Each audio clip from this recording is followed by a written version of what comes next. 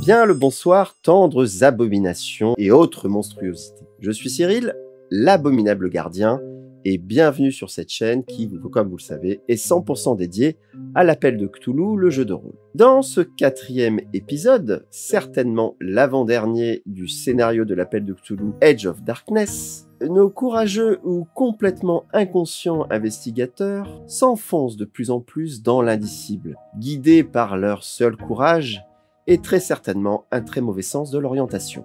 Une ébauche de vérité cependant émerge, gluante, suintante et très certainement liée à l'innommable. Survivront-ils, reviendront-ils, resteront-ils simplement humains? Vous le saurez tout de suite en regardant cet épisode. J'espère que vous allez prendre autant de plaisir que nous en avons eu à l'enregistrer et à le jouer. Évidemment, je vous invite à liker et à vous abonner, cela m'aide beaucoup. Alors je vous dis à tout de suite. Donc, vous voilà en route pour Bones Road. Donc on est proche de l'arbre qui a reçu la foudre ou je sais plus. Exactement. Et à cet endroit précis, vous remarquez que la route se sépare. Il y a juste là un petit sentier de terre battue qui descend dans cette dépression et vous apercevez en contrebas, entouré d'herbes hautes, un petit corps de ferme avec juste derrière une grange complètement défoncée. De là où vous êtes, sur du chemin, donc la maison est en contrebas, vous faites une idée de cette maison. Vous voyez qu'elle est complètement abandonnée. La végétation autour a repris ses droits, c'est comme une petite clairière. Il y a une forêt dense, pas du tout entretenue, et des herbes hautes un petit peu partout. Qu'est-ce que vous faites ? Vous descendez, j'imagine, vous descendez jusqu'à la maison ? Oui. Qui paraît dater de la fin du XVIIIe siècle. Elle a un toit qui est assez haut, avec des fenêtres flanquées de volets complètement affaissés. La plupart vous êtes toujours dans la voiture, la plupart des fenêtres sont cassées. Il s'agit d'une maison à un étage. Vous remarquez effectivement une sorte d'œil de bœuf au-dessus de l'espace de plein pied. Certainement un grenier. Que faites-vous ? Je descends de la voiture et je commence tout doucement à faire un peu le tour de la maison pour avoir une idée un petit peu de la scène en général. Donc tu sors de la voiture. Tu constates qu'à l'arrière-plan, tu aperçois les contours d'une vieille grange. Là, tu te rapproches et tu entends, juste à côté de toi, tu devrais entendre une... Comment on appelle ça ?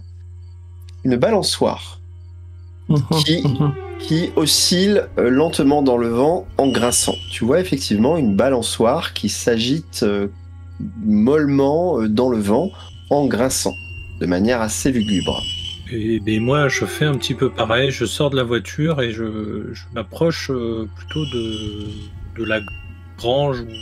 En te rapprochant de la grange, tu devrais apercevoir également sur la gauche une sorte d'appentis. Hector et Archibald, vous êtes toujours dans la voiture ? Vous êtes restés dans la voiture ou vous êtes sortis du véhicule ?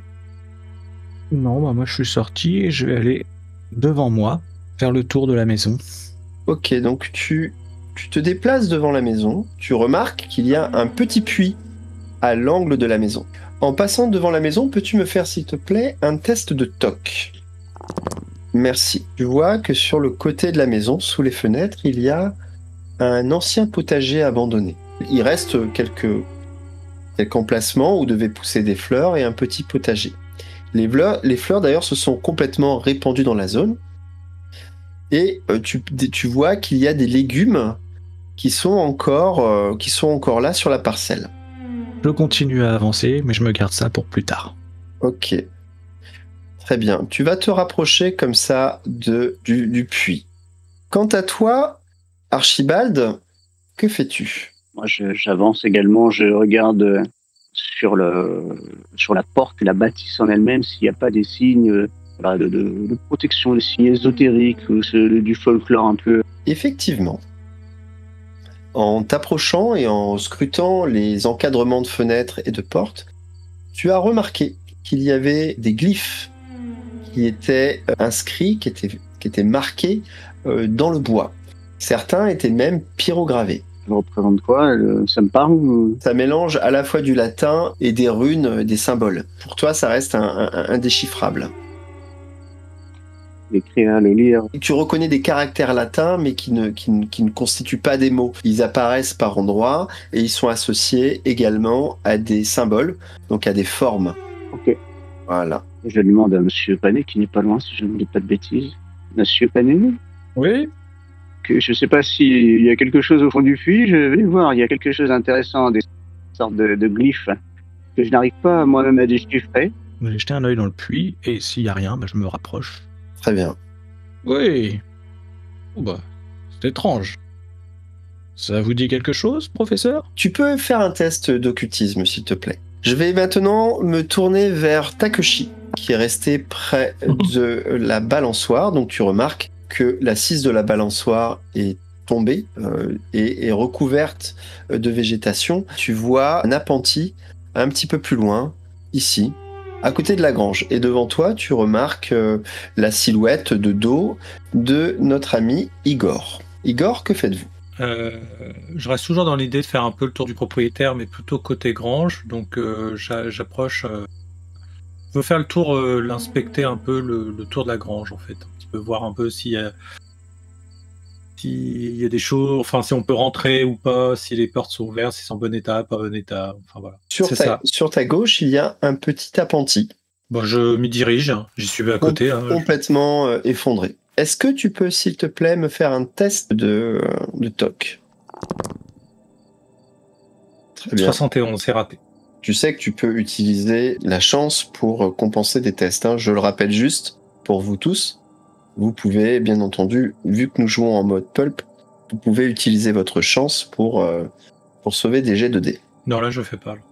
Très bien. Donc, je vois rien de particulier ? Tu vois rien de particulier, juste tu vois que l'appentis était destiné certainement à conserver du bois de chauffage, puisqu'il y a encore des fagots de bois qui sont entassés. Il y a quelques bûches, voilà, mais tout ça est recouvert de mousse et d'humidité. Donc rien d'anormal pour moi, donc je continue un peu mon tour d'horizon. Takeshi, qu'est-ce que vous faites pendant ce temps-là ? Alors, je passe entre les deux bâtiments pour essayer d'observer à travers des fenêtres éventuelles qui seraient pas trop sales, qui seraient suffisamment encore translucides pour que je puisse voir à travers. Là, j'en vois une ici, justement. Effectivement, tu vois qu'il y a une porte, qui est une porte en bois, avec juste une petite ouverture vitrée. Je frotte un peu la fenêtre avec mes manches pour... Et tu vois, à travers la fenêtre, une table qui est justement placée contre cette fenêtre, sur laquelle repose une sorte de vieux chiffon de tissu, et puis un bout de bois également. Cela te fait penser à un baluchon. Tu n'arrives pas, tu as beau mettre tes mains sur la vitre pour camoufler un peu la lumière extérieure étant très forte, tu n'arrives pas vraiment à discerner d'éléments dans cette pièce. Okay. Mon cher Hector, qui est à côté du puits, que faites-vous ? J'ai jeté un coup d'œil dedans au cas où, et puis fait une petite observation des lieux rapide. Très bien. Et puis je rejoins Monsieur Whitmore s'il m'a appelé. Quand tu jettes un coup d'œil dans le puits, tu te rends compte que il y a le fond. Tu vois toujours de l'eau et tu vois des déchets forestiers qui flottent à la surface.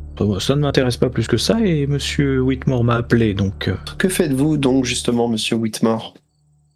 Quand je m'apprêtais à étudier cette glyphe et que vu mon incroyable jet de dés, je décide d'utiliser 4 points de chance pour réussir ce jet. Parce que je suis pas très loin, à 4 points de la réussite. Tu identifies ces glyphes comme des glyphes de pouvoir. Et pour toi, ils sont associés à des formules de protection que tu as déjà pu rencontrer de manière assez commune sur d'autres sites en Nouvelle-Angleterre pour protéger les maisons contre les esprits d'un autre monde. Mon cher Hector Panet, vous voyez ces symboles ? Mon grand érudit me dit qu'il s'agit de glyphes de protection. Voilà, quelque chose, je pense, qui renferme en fait à l'intérieur de la maison. Des grosses patates là ? Oui, c'est grosses patates en latin, tout à fait, à moitié en latin. Oui, on dirait latin, d'accord, mais les dessins étranges, c'est vous le folkloriste, hein. Bon, je pense qu'il faut vraiment faire attention si nous souhaitons entrer dans cette maison. C'est-à-dire que si on brise le sceau de protection, peut-être que nous encourons un risque certain. Il y a juste là, à côté de vous, suspendu à un clou planté dans l'encadrement de la porte, il y a une lampe à huile. Elle est vide. Est-ce que vous avez de quoi alimenter cette lampe, peut-être dans le coffre? Oui, nous avions checké notre matériel la dernière fois avant de... Faites-moi donc un test de chance, s'il vous plaît, Archibald. Dans le coffre de la voiture, il y a une petite malle, il y a toutes sortes de choses, et il y a une fiole d'huile, et il y a également des mèches, et des allumettes, et des bougies, une petite corde, différentes choses. On verra au fur et à mesure sur des tests de chance si ces objets s'y trouvent. Ne bougez pas d'ici, je ramène ça tout de suite. Je crois avoir tout le nécessaire dans le coffre de la voiture. Je vais chercher cette malle et nous allons pouvoir nous salir les mains, en tout cas à moi-même. Très bien, faites. Pendant qu'il s'absente, je vais observer la porte. Je reste à 1 mètre de distance et je vais observer les barricadés. Elle n'est pas barricadée. Non, il y a... Elle est fermée. Elle est fermée à clé. Pas de symbole au-dessus ou sur les côtés? Ah, si. Et partout. Si, les glyphes que tu as présentés, Archibald, entourent le cadre de la porte. Tu remarques que les fenêtres, les 3 fenêtres qui sont présentes sur cette façade, également présentent les mêmes protections. Je continue, moi, de faire le tour peut-être pour rejoindre ces 2 messieurs. Je continue en fait. L'objectif, c'est de compter le nombre de portes, le nombre de fenêtres, histoire de prévoir si jamais... Très bien. En approchant effectivement de ce coin-là, tu vas, s'il te plaît, me faire un test de toc. Tu es là, tu marches, tu as juste sur ta gauche la façade, l'angle. Tu regardes la campagne autour. Tu es attiré par une odeur, comme une odeur de pourriture. Monsieur Karensky? Ici. Odeur de pourriture, monsieur Karensky. Monsieur Karensky. Ici. Le raccourci. Alors, je vous rappelle que vous marchez dans des herbes hautes. Et tu te retrouves nez à nez, à tes pieds, tu tombes sur le cadavre d'un raton laveur. Une belle bête, qui au moins, tu dois faire un bon mètre 50, sur le dos, qui semble avoir été complètement perforé au niveau de la cage thoracique. Tout autour, il y a des mouches. T'as un haut le cœur, puisque tu remarques il y a plein de vers blancs qui sortent des plaies. L'odeur est insoutenable. Très bien. Est-ce que c'est frais? Tu vois que le sang est coagulé. D'accord. Et il y a un grand trou dans la poitrine de ce raton laveur. Très bien. Moi, j'y touche pas. J'enverrai le docteur vérifier, mais le grand trou, c'est pas... Ça a pu être fait par une arme. On peut y passer. Est-ce que je pourrais y passer ma main, par exemple? Largement. Mais ce qui t'interpelle, c'est que les bords tu pourrais penser que c'est un animal, que c'est 2 animaux qui se sont battus. En fait, ce que tu remarques et qui contredit cette première idée, c'est que les bords sont très lisses. Les bords de la blessure, de l'entaille, sont très lisses. Plutôt une arme lisse comme cautérisée ou lisse comme tranchée? Comme tranchée. Je m'approche pas trop et puis comme j'ai dit, je connais quelqu'un qui est très certainement doué en médecine qui pourra nous donner plus d'informations et je repars à l'intersection des 2 maisons. Igor, vous êtes toujours sur le côté, là-haut. J'avance toujours, gentiment. Très bien. Et je contourne par la droite le bâtiment. Là. Pareil, je regarde toujours un peu à gauche, à droite. Là, c'est une grange. Tu peux voir, il y a des planches de bois qui sont arrachées. Et donc, tu viens te coller dans l'interstice entre 2 planches de bois. Et tu vois l'intérieur d'une grange qui est sans dessus-dessous. Il y a vraiment, elle est abandonnée. Donc, il y a une partie de la charpente qui s'est effondrée. Il y a des planches de bois qui sont entassées. Il n'y a rien qui m'interpelle plus qu'une grange qui est abandonnée, point. Non, il n'y a rien qui t'interpelle. Tu avances, okay. Fais-moi un test d'écouter, s'il te plaît. Eh oui, j'écoute d'une oreille plus qu'attentive. J'ai fait un 1. Ouais.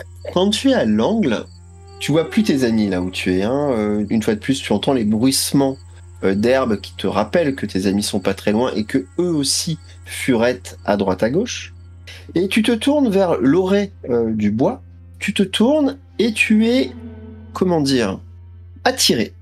Ton regard se fige dans cette direction. Attiré par Je regarde avec attention. Tu as l'impression qu'il y a quelque chose qui se passe plus vers l'est, dans ce coin-là. J'essaye de me rapprocher de ce son. Et qu'est-ce que j'ai entendu? C'est comme des craquements de feuilles, comme... C'est un peu imperceptible encore, mais tu as l'impression qu'il y a eu du mouvement. Tu as l'impression qu'il y a de l'agitation. Dis que ça peut pas être mes compères, quoi. Non, pas dans ce coin-là. Ils ne sont pas là. Ils sont bien plus au sud. J'avance avec précaution. Très bien. Je mets ma main sur mon Derringer. Ok. Et j'avance, voilà, à pas de velours. Je te laisse le faire. Bah, j'arrive jusqu'à l'oreille. Voilà. Et là, tu devrais commencer à entendre... J'entends des mouches. Tu tournes ton regard vers cette petite trouée à travers les arbres et tu vois là des mouches volter en tous sens. J'essaye d'essayer de comprendre ce qui se passe. Tu vois qu'il y a un buisson et Ouais. derrière ce buisson, tu remarques une sorte de... Tu vois comme du tissu. Et ton regard remonte et tu devines un pied. Oula. Un pied féminin. Un pied humain féminin. Un pied Ok. féminin. J'accours. Tu te rapproches et là, tu vois... Oh mince. Et là, tu vois, couchée dans l'herbe, derrière ce buisson, une jeune femme, les yeux exorbités, la poitrine complètement perforée, il y a un trou en son centre qui est complètement coagulé de sang, et sa robe est recouverte de sang. Tes mains sont crispées dans la terre, tu remarques qu'il y a des vers blancs qui commencent à sortir de sa bouche et de la plaie. Tout autour d'elle, des mouches volent en tous sens, tu ne peux t'empêcher de faire un pas en retrait, et s'il te plaît, tu me fais un test de SAN. Je réussis, je suis médecin. Très bien. T'en déplaise à certains. Et par réflexe, j'essaie de tester son pouls. Tu chasses les mouches. Ouais, je veux vraiment valider la mort et qu'il n'y ait pas de... Oui. Elle est raide. Donc, j'appelle tout de suite Monsieur Panet, Monsieur Panet. Donc je hurle à qui peut entendre. Vous entendez votre ami et vous le voyez gesticuler parce que Igor sort du petit bosquet et il gesticule dans votre direction. Vous voyez ses bras qui dépassent des herbes, les herbes sont hautes. Hein, et puis... Je ronchonne en me rapprochant de lui, en enjambant les herbes hautes, puis quand je suis à portée de voix, vous aussi vous avez trouvé un bestiau crevé? Ah non, mais venez voir, Monsieur Panet. Vite, il y a une femme qui est morte. Qu'est-ce que vous avez fait? Moi, rien, bon sang, venez voir. Et je me rapproche. Archibald et Takeshi, que faites-vous? Je viens vous retrouver. Je n'ai pas bien entendu ce qui se passait. J'ai juste aperçu Monsieur Panet accourir. Je me dis que bon, sûrement que l'affaire est bien en main et qu'il n'y a pas besoin de moi particulièrement. Je me décale donc pour regarder à travers la deuxième fenêtre, voir si celle-ci est plus dégagée. La fenêtre est cassée. Tu vois, juste sous la fenêtre, tu devines les marches d'un escalier qui s'enfonce sous la maison. Les premières marches qui disparaissent dans l'obscurité. En tournant ton visage vers la gauche, tu vois une table. Une table de salon avec le faisceau de lumière qui rentre. Cette table s'irise de poussière. La pièce est dans l'obscurité, des taches de lumière par endroits, et tu devines donc une sorte de salle à manger. Comme pour la première fenêtre, je ne vois rien de vivant à l'intérieur. Tu ne vois absolument rien de vivant à l'intérieur. Tu vois des guêpes et des abeilles mortes à l'intérieur de la fenêtre, recouvertes de poussière, mais il n'y a rien de vivant. Je prends mon courage à deux mains et je vais aller ouvrir la porte. Laquelle? Celle-ci. Celle-ci. Elle est fermée de l'intérieur. Il n'y a pas de clé sur la porte.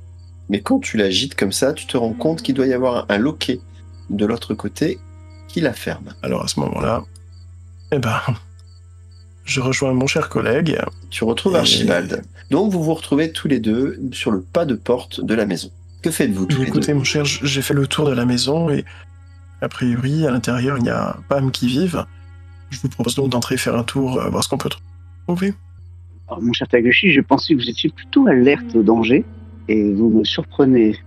Vous voyez, je vous explique, vous voyez ce symbole autour de la porte et autour des fenêtres, là, ce sont des glyphes de protection. Je ne sais pas si cela vous parle, mais je pense qu'elles sont là vraiment pour enfermer le mal et protéger les extérieurs en tout cas.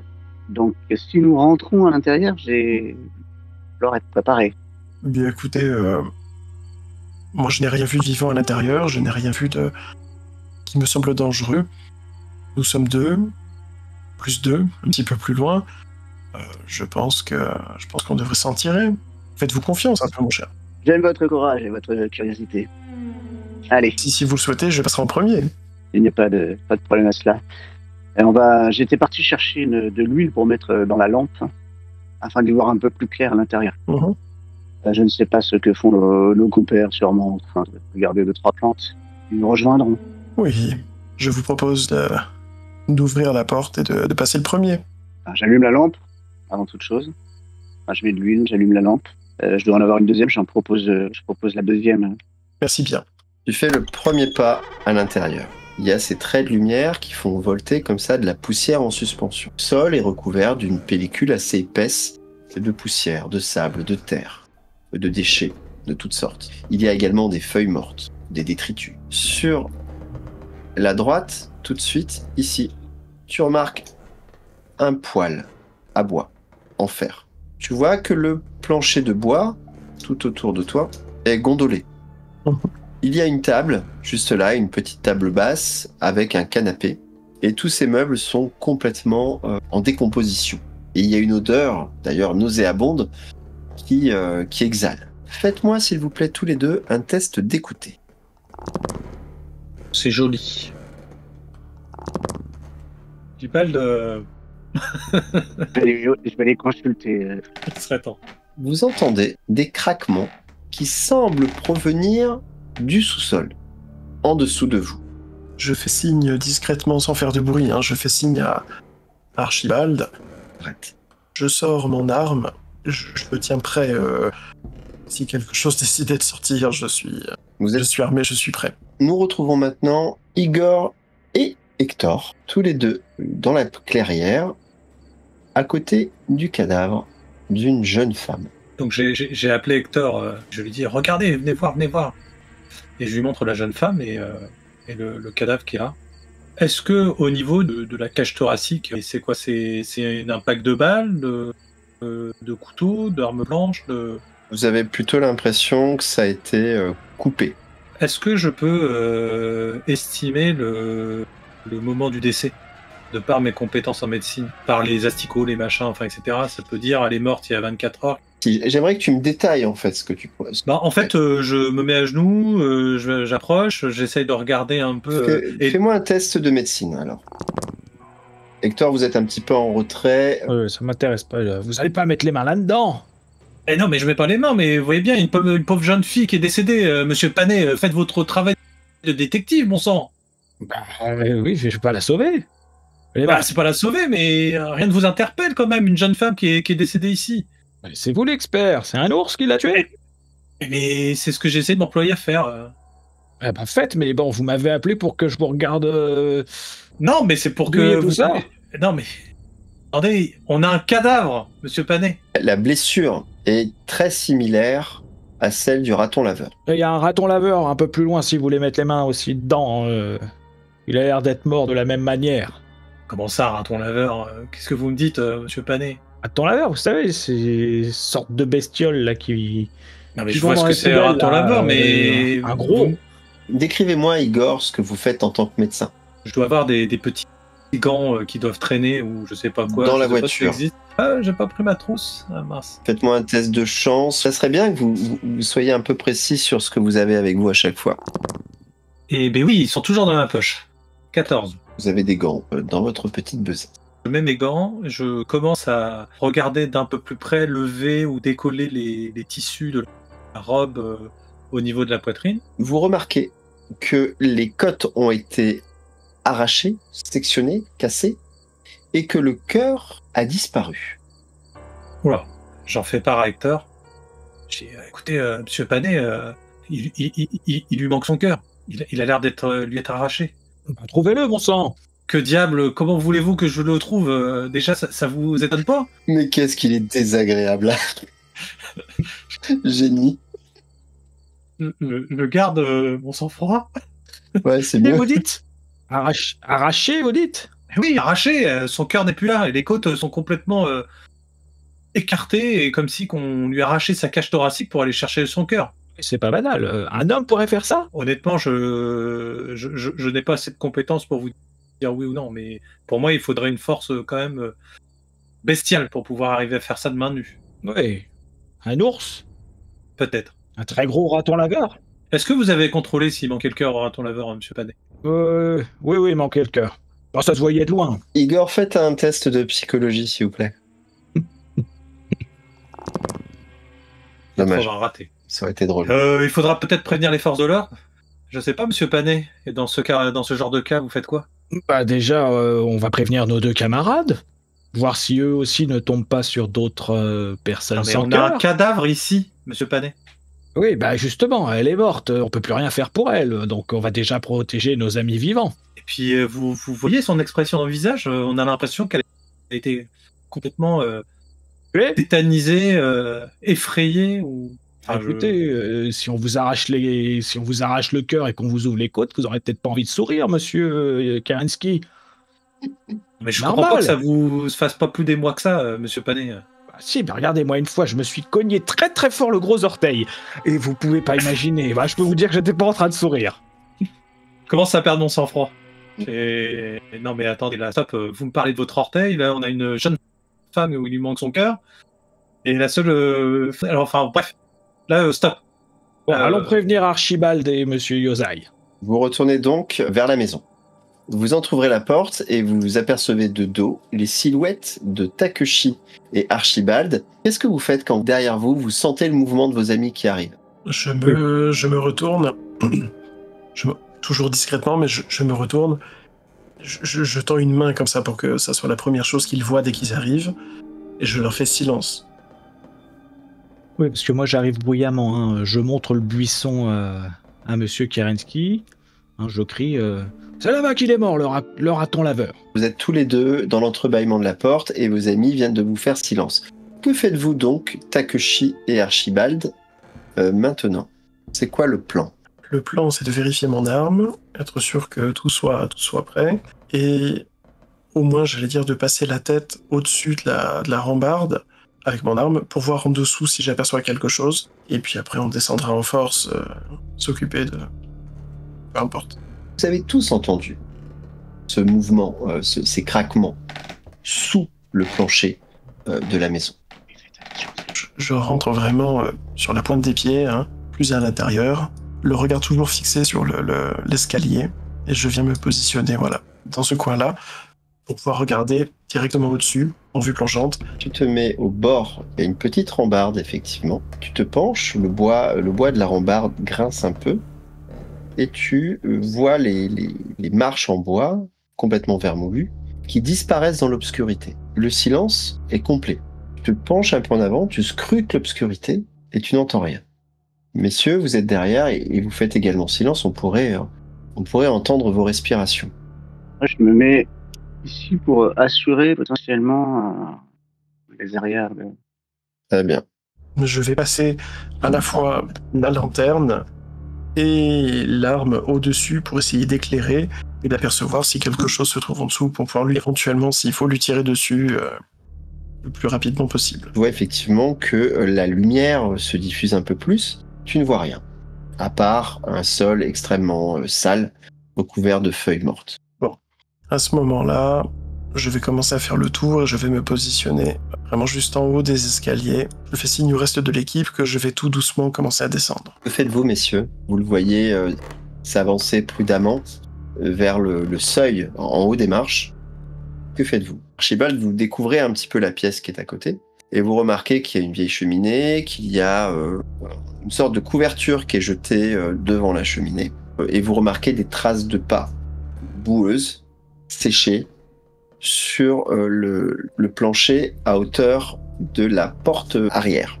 Je vais voir un peu pour examiner ces traces. Tu t'avances dans la pièce à côté? Là Ok. ici à peu près. Tu vois une petite table ici, sur laquelle il y a une vieille canne. Tu vois que le cadre autour de la porte, à l'intérieur également, est recouvert de gravures occultes. Il y a également sur la table une boîte d'allumettes et un petit morceau de savon. une tasse en fer blanc et quelques outils comme un tournevis, un ouvre-boîte. Il y a même un couteau de poche et une bougie. L'objectif pour moi, c'est de savoir si la personne qui est rentrée, ou qui appartient peut-être à ses affaires, si c'est récent, alors quand je dis récent, c'est quelques jours, une quinzaine de jours, un mois maxi, ou est-ce que ça peut faire plusieurs années? Tu vois que les traces de boue au sol sont pas complètement sèches. Tu passes tes pieds sur les traces de boue et tu vois que celle-ci s'étale. Donc c'est une boue qui est pas vraiment fraîche, mais qui n'est pas non plus complètement sèche. Je voulais revenir vers mes amis ici en leur disant nous ne sommes peut-être pas seuls dans cette maison. En revenant vers tes amis, ton regard est attiré au plafond et tu découvres qu'il y a l'encadrement d'une trappe. Elle n'est pas accessible, il faudrait monter sur une table ou... Je lève ma lampe pour... Tu vois qu'il y a une sangle qui pend, très courte, il me semble une poignée, qui permettrait certainement d'ouvrir la trappe.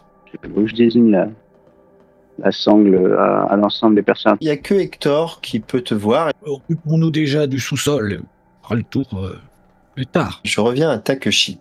Puisque je commence à avoir une idée de ce qu'il y a en bas des escaliers quand je commence à voir, je vais descendre prudemment, marche par marche, mon arme prête à viser et à tirer, ma lanterne dans une main, mon arme dans l'autre. Fais-moi un test descend, tout simplement. D'accord. Tu mets le pied sur la première marche, tout en éclairant devant toi. T'accroches un petit peu à la rambarde. Au moment même où tu t'apprêtes à poser le deuxième pas, d'un coup, tu sens surgir de l'obscurité une forme humaine qui fond sur toi et qui te bouscule. Tu tombes à la renverse, tu as juste le temps de te pousser un peu comme ça, tu vois le dos d'une sorte de vagabond, tape dans la table en remontant et qui essaye de prendre ses jambes à son cou. Il rebondit sur la table, il y a des chaises qui se renversent. Igor, vous assistez à ça, il est passé juste à côté de vous. Takeshi, vous vous retournez, vous voyez cette silhouette en haillons qui essaye de partir par la porte principale. Que faites-vous ? Vite, 5 secondes. Il m'a bousculé, je suis au sol. Il t'a bousculé, mais heureusement, tu t'es retenu à la rampe. Igor. Est-ce qu'il passe à côté de moi ? J'ai moyen de le... Il passe juste à côté de toi. J'essaie de le saisir. J'essaie du petit balayage. T'essayes de l'intercepter par un. Ah non, il passe complètement à côté. Tu jettes ta jambe pour un croche-patte. En fait, tu glisses et tu te laisses toi-même embarquer et tu retombes à plat dos dans un bruit sourd sur le sol. Hector, tu vois fondre sur toi ce forcené qui est comme ça. Tu vois qu'il est emmitouflé et qu'il fonce vers toi pour passer, pour forcer. Que fais-tu ? Je jette tout ce que j'ai dans mes mains et je me mets en position d'attraper. Donc j'ai les deux jambes en recul, bien ancrées sur mes appuis, et puis je vais essayer alors soit de l'attraper, soit en tout cas de l'arrêter dans sa course folle. Parfait. Une manœuvre de combat également, donc un combat à main nue. Oh la vache. Séché. Il fonce vers toi en pensant justement pouvoir te pousser, mais c'était sous-estimer ta carrure, et en fait il vient se tanker dans ton ventre. Il tape comme ça, toi ça te coupe le souffle et tu le vois qui est là et qui est un peu sonné. Puis je crie surtout attrapez-le, bon sang. Il gigote, fais-moi un test de force. Et donc en fait vous le retenez puis vous l'étouffez. Et donc il est là, et vous sentez sa main comme ça qui tape sur votre manche et qui s'affaiblit un peu et fait laissez-moi, je ne respire plus. Lâchez prise un petit peu, monsieur. Vous allez bien, mon cher Hector, vous allez bien, vous allez l'étouffer, et donc, c'est pas une chimère ou un fantôme. Vous le relâchez et il s'effondre de tout son long sur le sol et il se serre le ventre comme ça et essaye de respirer. Vous le voyez un peu mieux. Il ressemble à ceci. Ah. Donc, à tes pieds, un vagabond. Le chapeau de paille défoncé, d'ailleurs qui a roulé sur le sol, une barbe mal rasée, il sent un peu fort. Et il est habillé en sombre, en haillons. Des trous aux manches, aux coudes, etc. Il est haletant, il reprend un peu ses esprits, et vous l'entendez balbutier des choses, mais vous ne comprenez pas trop ce qu'il vous raconte. Alors, en guise d'assurance, j'allais dire, je viens me placer au-dessus de lui, Et je le braque avec mon arme. Non, mais laissez-moi, je ne vous veux pas de mal. Je suis venu dans cette maison juste pour me réfugier. Et j'ai eu peur. J'ai eu peur que ce soit encore lui, et c'est pour ça que je me suis caché dans la cave. Encore qui? C'est un monstre. Il y a un monstre dans cette maison. Où est-il actuellement? Je ne sais pas vraiment, mais j'ai entendu du bruit dans le grenier. Est-ce que je vois des... Comment? Est-ce que vous l'avez vu, le monstre? Non, je ne l'ai pas vu. Je l'ai senti. Il dégageait une odeur absolument nauséabonde. Comme de la viande en décomposition, c'était horrible. Et il m'a pourchassé hier, dans les bois. Et je suis venu me réfugier dans la maison. Et là, j'ai entendu du bruit, alors je me suis caché dans la cave, tout simplement. Est-ce qu'il me semble vraiment honnête? Test de psychologie. Tu ressens rien. Finalement, tu n'as pas de... Je commence à baisser un peu mon arme. De toute façon, voilà, on est tous là, il va pas se re-sauver. Je vais peut-être laisser faire le docteur Kerensky pour l'interrogatoire. Peut-être que lui sera plus à même de le faire parler. Moi, justement, je voulais regarder s'il avait pas de traces de sang sur ses mains ou quoi. Ok. Pour le moment, je vois rien de particulier sur ses mains, sur ses vêtements. Rien du tout. Donc, justement, je lui pose la question de savoir si à l'extérieur, il est tombé sur la jeune fille. Quel âge de la jeune fille à l'extérieur? Comment tu formules les choses? Je lui dis, écoutez, je suis tombé sur un cadavre à l'extérieur de la maison d'une jeune fille qui est décédée. Est-ce que c'est quelque chose que vous avez vu? Est-ce que vous avez vu quelqu'un? Est-ce que... Non, j'ai juste été attaqué par ce monstre et j'ai erré et je suis venu me réfugier dans la maison. C'est tout. Quand vous parlez de monstre, soyez un peu plus précis. Un ours, un loup, Non, c'était pas le cri d'un ours, c'était pas les grognements d'un ours, c'était forcément inhumain, mais c'était monstrueux. Et puis il se déplaçait très très vite, un peu comme le vent. Et j'ai vraiment cru que j'allais y passer. Est-ce que ces propos justement ils me paraissent cohérents? Test de psychologie. J'ai pas tant que ça. Eh ben non. Même les spécialistes. Vous ne savez pas quoi penser, Igor. Vous êtes dubitatif. Bon, je fais écouter mes amis, ces histoires de monstres, encore une fois, ça me paraît complètement improbable. Par contre, Hector et moi, nous sommes tombés quand même sur un cadavre d'une jeune fille à 200-300 mètres au nord de la maison. Tout ça ne me dit quand même rien qui vaille. C'est le monstre, c'est sûr. C'est le monstre. Vous parlez du monstre, mais vous êtes là, vous étiez dans la maison, on a une jeune fille qui est décédée depuis moins de 24 heures. Ça m'interpelle quand même, monsieur. C'est le monstre. Il a pas réussi à m'avoir, il a attrapé quelqu'un d'autre. Et vous êtes là et vous êtes arrivé. Je sais courir. Je cours vite. Mon cher ami, il y a une incohérence dans vos propos. Vous dites que le monstre vous a attaqué à l'extérieur et quand on vous demande où il est, vous désignez la pièce du dessus. Quand je suis rentré dans la maison, pour me cacher, j'ai entendu du mouvement à l'extérieur.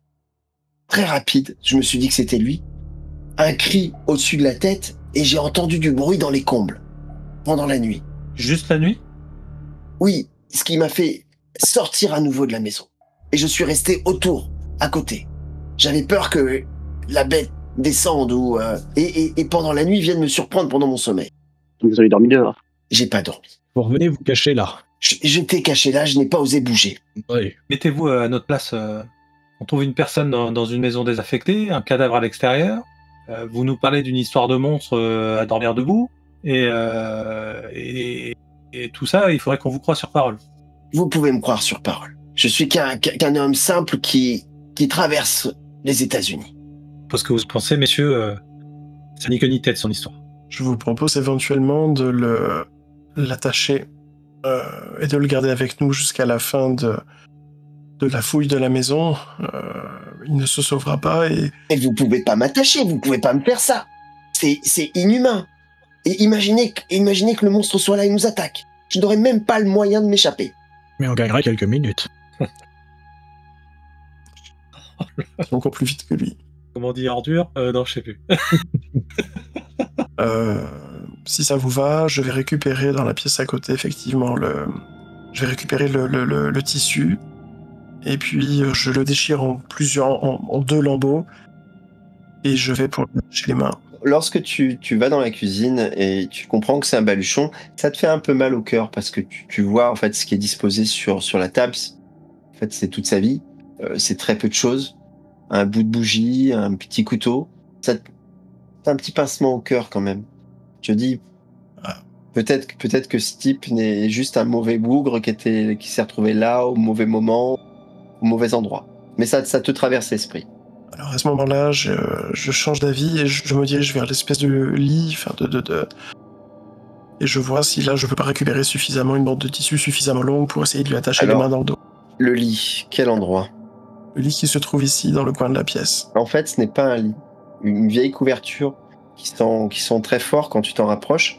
Et tu remarques qu'il y a une petite boîte de conserve de spaghettis à la tomate. Je vais finir par l'assommer directement, ça ira plus vite. Mais ça te ferait mal au cœur de le faire. Hein. À ce moment-là, je vais dans la voiture récupérer la corde. Il est assis, vous êtes tous les 4 autour de lui. Il ne se débat pas. Il se résigne. Bon ben voilà, je l'attache solidement. Vous entendez, venant de l'extérieur, une sirène caractéristique de la police. Vous entendez sur le gravier freiner un véhicule et vous tournez la tête à travers les fenêtres et vous voyez un nuage de poussière en suspension et une voiture de police qui vient de s'arrêter devant la porte d'entrée. Vous apercevez la voiture de police garée et en sortir un shérif assez costaud, rondouillard, et de la portière passager, vous reconnaissez le visage du fils Merryweather, Bertrand. Je suis sûr qu'ils sont là. Shérif, rentre là-dedans maintenant. Et vraiment, on les empêche de prendre ce qu'il y a dans cette maison. C'est la maison de mon père. On y va.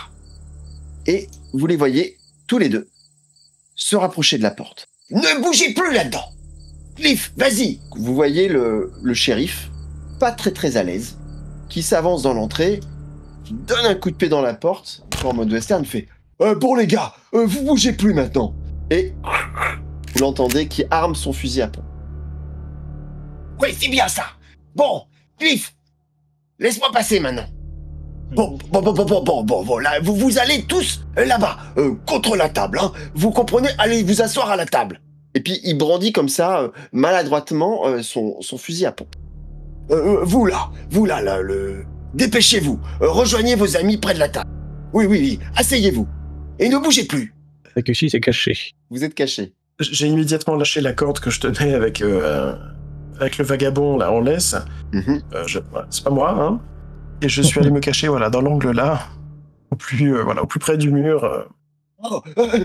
Bertrand, je crois qu'effectivement, il se trame quelque chose de bizarre. Il y a un vagabond qui est attaché par terre. Oh, et là, juste là, un étranger. Vous là, ne bougez plus. Et tu vois qu'il tremble comme ça. Ne bougez plus et rejoignez vos petits copains là-bas. Ok, j'essaye de ranger discrètement mon arme pour essayer de ne pas... Tu vois qu'il transpire à grosses gouttes, qu'il a des grandes auréoles sous sa chemise de shérif. Ah, allez rejoindre vos amis. Il ne vous arrivera rien. Soyez sages. Il est armé, le petit? Fais-moi un test de toc, s'il te plaît. Désolé, je t'ai coupé. Non, mais c'est très bien.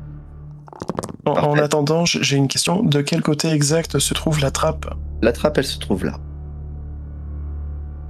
Ah mince, ok. Et vous entendez Bertrand. Tu les gardes à l'œil, hein. Tu les braques s'il le faut. Moi, je veux voir ce qui mijote. Vous vous retrouvez tous les 4 autour de la table, mis en joue par ce shérif imposant, et vous vous rendez compte qu'il a vraiment pas l'air sûr de lui. Il sort un mouchoir de sa poche, avec son flingue sous le bras, et il commence à s'éponger le front. Il sue à grosses gouttes. Pendant ce temps... Oh, c'est ça, je me souviens. Papa adorait les greniers. C'est là qu'il planque ses saloperies de journaux et tous ses bibelots. Garde-les bien en joue, hein. On va la voir. Et vous l'entendez, en fait, qui s'agite dans l'autre pièce, et il tire, il y a des choses qui tombent par terre, et il tire un meuble. Il est armé ou pas, alors, le petit? Tu vois que dans la poche de son pantalon, il y a une arme. Bertrand, c'est ça. Bertrand, vous êtes le fils de Monsieur Merryweather. Ne me parlez pas. Je ne veux pas vous parler à vous. Laissez-moi. Et donc, vous voyez, en plus, il s'agite, il est essoufflé. Vous apercevez qu'il déplace une table juste sous la trappe. Les affaires de votre père sont au sous-sol. On a déjà tout mis en bas. Vous essayez de m'arnaquer. Je le savais. Je ne peux pas vous faire confiance. Tiff, lui, tu te méfies de lui. Ok? Si jamais il bouge, tu tires. Tu tires. Bertrand, calmez-vous, c'est Hector Panet, je désigne Hector Panet au shérif. Vous voyez bien que ce n'est pas n'importe qui. Franchement. Mais je m'en contrefiche. La seule chose qui vous intéresse, c'est de mettre la main sur le trésor de mon père. Et je ne vous laisserai pas faire. Cliff, tu tires. Et vous le voyez qui monte sur la table qui bouge comme ça, il est un peu hésitant. Et puis, il tire il tire sur la trappe. Il tire la trappe comme ça. Il tire la trappe, il commence à se hisser. Et au moment où il ouvre la trappe, il y a un courant d'air tiède et rance qui descend avec une odeur de putréfaction. Et vous le voyez, il se retourne, ça fait... Il grimace, il se tourne vers vous, il s'agrippe au bord, il commence à hisser la tête, et puis d'un coup, d'un seul, vous voyez une énorme griffe noire qui l'attrape comme ça, et qui le tire à l'intérieur, la trappe qui se referme, et là, vous entendez des bruits de craquements, des hurlements comme ça de bête, et puis vous entendez le corps qui est tiré, vous entendez... Aidez-moi! Et puis vous entendez des craquements de chair et d'os qui se craquent comme ça. Vous entendez quelques jambes comme ça qui tapent sur le sol. C'est un gargouillis de chair et d'os qui sont brisés. Des suintements un petit peu visqueux. Et puis le silence. Qu'est-ce qui s'est passé? Et là, vous voyez le shérif, il fait... Mais qu'est-ce qui se passe ici? Nom de Dieu, mais qu'est-ce que c'est? Il recule d'un pas. Il se retourne, il regarde. Il y a la trappe qui s'ouvre. Et vous voyez un corps qui tombe mollement et qui rebondit sur la table pour atterrir au sol. Un corps complètement vidé de son sang. Et le ventre est béant. Le policier, il lâche son arme. Je vais chercher du renfort. Je peux pas rester ici. Et vous le voyez qui déguerpit. La porte d'entrée est claquée, vous entendez juste les pneus qui crissent sur le gravier, et la voiture qui s'en va. Le silence est revenu. C'est un silence poisseux. Les seuls bruits que vous entendez, c'est des sortes de gargouillis, de fluides qui s'échappent du corps, et plus rien. Et notre vagabond, là, agit comment, là? Et il est absolument tétanisé. Je lui demande je passe à peine la tête comme ça, et je lui demande, c'était ça le monstre? Il peut pas parler, il montre juste la trappe. En fait, il tremble de tout son corps, et il n'arrive pas du tout à sortir un seul son de sa bouche. Je fais signe au clochard, au vagabond de peut-être se rapprocher de nous, s'il peut pas rester près de la trappe. Il est toujours attaché au sol. Ben c'est vrai. Il commence à recouvrer un peu ses esprits. Laissez-moi quitter cette maison de l'enfer. Laissez-moi quitter cette maison de l'enfer. Je vous en supplie. Qui a pris son petit couteau? Moi. J'essaie de longer les murs, en fait. Pour pas être au niveau de la trappe. Vas-y. Et d'aller vers lui, de couper ses liens avec son couteau. Je lui redonne. Alors, je dis maintenant parti. Je me mets là en protection avec mon arme, je vise la trappe. Comme ça, voilà. Non, mais... Je le surveille le temps qu'il coupe ses liens. Moi, je propose ce que Monsieur Panet nous disait tout à l'heure. Là, il y avait un nécessaire pour exorciser ou je sais pas quoi. Monsieur Whitmore, je pense que vous êtes plus à même à nous expliquer ce qu'il faut faire pour ce genre de manifestation. Donc, est-ce qu'on n'est pas mieux effectivement à fouiller la maison et essayer de trouver peut-être les objets de rituel ou je sais pas quoi pour essayer de mettre un terme à tout ça, non? Moi, je ramasse le fusil, une des lampes qu'on a posées très certainement sur la table ou ailleurs quand on est arrivé ou quand on s'est posé, et je commence à descendre. Ah, je te suis. Dans la cave. Ouais, je suis Monsieur Panet, moi. Et le vagabond qui est en train de plier ses affaires. Archibald, je vous ai pas entendu. Il est là et frénétiquement, il est en train de rassembler ce qui lui reste de son baluchon. En descendant les marches, je lui dis gardez-le un petit peu. Ils étaient 5, je crois, donc peut-être qu'il nous faudra être 5 aussi. Ouais, du coup, je fais signe au vagabond de rester avec moi.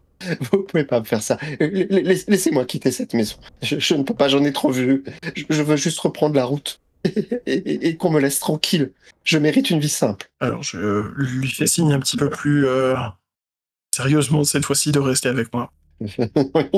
Il n'est pas question que je reste une minute de plus dans cette maison. Vous volez le fusil? Takeshi, cet homme vous émeut vraiment. Il se retrouve une fois de plus embarqué dans une histoire qui n'est pas la sienne. Ça vous culpabilise beaucoup. C'est pas dans votre nature d'agir comme ça. Je réfléchis bien et quand je suis sûr que personne ne me regarde, je baisse mon arme et je lui fais signe de filer. Archibald, vous assistez à ça. Donc je fais un signe là à Takeshi que je comprends. Vous apercevez le vagabond qui disparaît par la porte derrière en ayant récupéré son champ et toutes ses affaires. Je vais rester à l'étage pour servir d'alerte au cas où la chose déciderait de ressortir du grenier. Hector et Igor, vous avez descendu les marches précautionneusement. La pièce est plongée dans l'obscurité. Est-ce que vous avez avec vous des lampes? Moi, j'ai dit que je descendais avec. Et donc, vous découvrez une petite pièce, une petite cave. C'est très bas de plafond, c'est assez oppressant. Vous êtes obligé de marcher un tout petit peu voûté. Bon, on fait le tour pour essayer de voir un peu. Alors, toi, la recherche de coffre ou de malle ou quelque chose comme ça. Derrière l'escalier, juste derrière les marches, il y a une sorte de bâche qui est jetée sur une sorte de grosse malle. Normalement, vous devriez la voir. Voilà. Là, ouais. Que faites-vous? Je la soulève.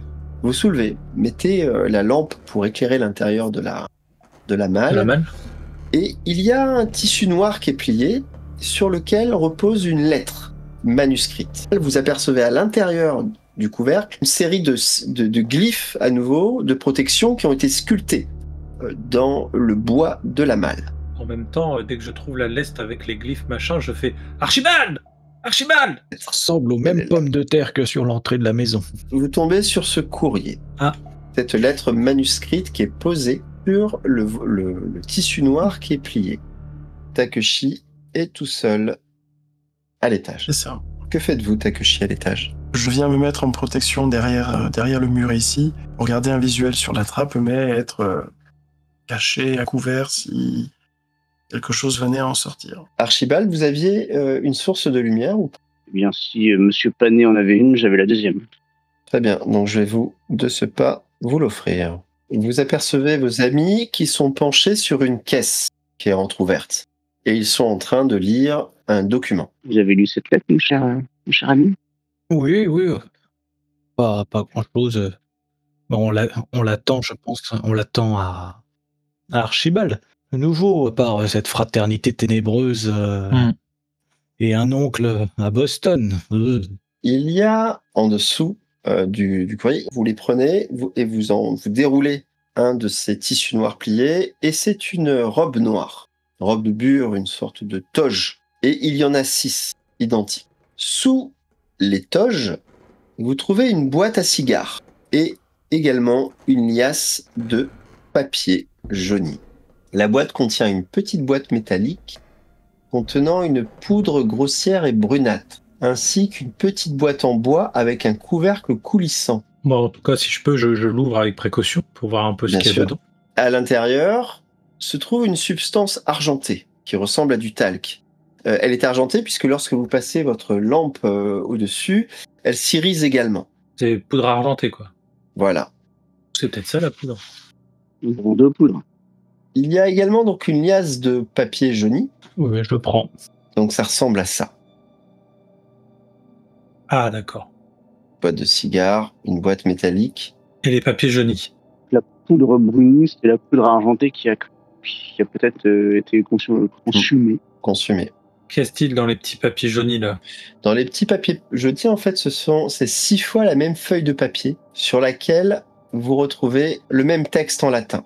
Il y a également un feuillet à côté qui identifie le chant latin comme étant dérivé du livre intitulé De Vermis Mysteris. Ce document indique également que si le chant original détaillait le rituel pour libérer l'esprit piégé dans l'ambre ancien, plusieurs mots de l'incantation ont été remplacés, transformant ce rituel d'invocation original en rituel d'exorcisme, de conjuration, afin qu'il puisse être utilisé pour dissiper l'esprit actuellement libéré. Monsieur Archibald, regardez ça. Ça ressemble à ça. Qui fait du latin parmi vous? Moi, je fais du latin. Ah, moi j'en fais aussi. Je fais 50. Faites, si vous voulez, un petit test de latin. Ah bah, pile. Très bien. J'arrive à lire. C'est assez facile pour vous. Et je vous le remets donc. Il est là. Voilà, avec une incantation de conjuration. Il y a un pentagramme, une description d'un pentagramme, et cette description indique que le symbole doit être dessiné dans le cadre du rituel. Voilà le pentagramme. À reproduire donc à l'identique. Mais on a de la craie là pour faire ça? La poudre blanche. Ah, je sais pas, il faut demander à Archibald. Il y a 3 feuilles qui décrivent la procédure du rituel lui-même, qui dure au moins 1 heure et doit commencer à minuit. Là, il est à peu près 16 heures. Le rituel est décrit ainsi. Donc, je vous invite à noter si besoin, puisque je ne pourrais pas vous passer de documents. Donc, cela doit commencer à minuit. Pendant qu'au moins une personne prononce à haute voix les phrases rituelles, une autre personne doit dessiner le pentagramme sur le sol, tandis qu'une autre brûle une certaine combinaison de produits chimiques dans un feu situé à proximité. Ce sont les notes d'Allen qui sont là, c'est signé d'Allen. Les notes mentionnent que les produits chimiques ressemblent à une poudre brune. Il dit avoir préparé et stocké avec ses papiers dans un bidon métallique prêt à l'emploi. Bien qu'une seule personne puisse effectuer le chant rituel, les notes recommandent que plusieurs personnes y participent, ce qui permet à chaque individu d'interrompre occasionnellement son chant sans perturber l'ensemble du rituel ou sa puissance. Si le chant est continu et qu'au moins une personne récite les phrases à voix haute, l'esprit devrait succomber.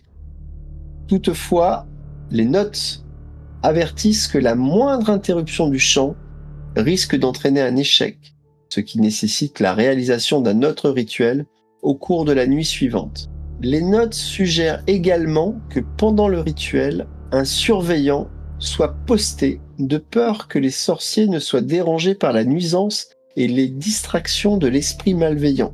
Ces feuilles confirment donc qu'un rituel de 2 heures utilisant le chant fourni commencé à minuit devrait chasser les esprits indésirables. Et nous sommes un nombre suffisant. Oui, nous sommes 5. 4. Non, 5 avec le vagabond. Malheureusement pris à fuite. Une inadvertance de notre part. Quand tu me dis ça, je commence à remonter. Donc là, vous avez, je pense, tous les éléments.